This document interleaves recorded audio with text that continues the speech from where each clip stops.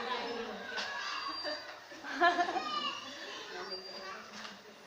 ยดีกลุ่มสามออกมารายงานออกมาแสดงละครชาวบ้านมีชื่อเรื่องว่าขนมเป็นพิษละครเรื่องนี้มีเนื้อในว่าถึงสอนให้เด็ก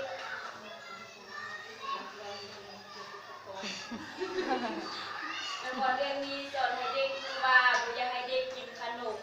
ที่มีสีสันงามเพราะว่าขนมนั้นเกิดมาจากเคมีเลยบ่อยากให้เด็กกินขนมจุหรือว่าขนมสีสันงาม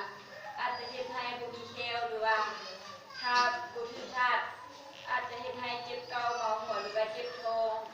ละครเรื่องนี้มีตัวละคร17ตัวละครมีพระเอกแม่นน้องเองชื่อนางไม้น้องย่างจะมาแสดงตัวละคร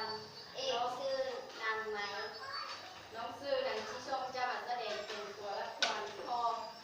น้องซื่อนางไม้พ่อและคนแสดงตัวละครแม่ของนางไม้บ้างชื่อนางของพ่อย่าจะมาแสดง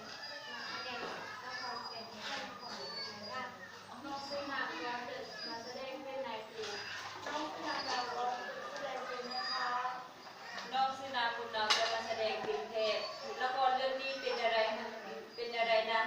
ขอให้ท่านผู้ชมท่านชมได้ ผมได้ยังโมถือเป็นพ่อก็ได้นุ่งส่งข้าวได้โก้มาเที่ยวเป็นไง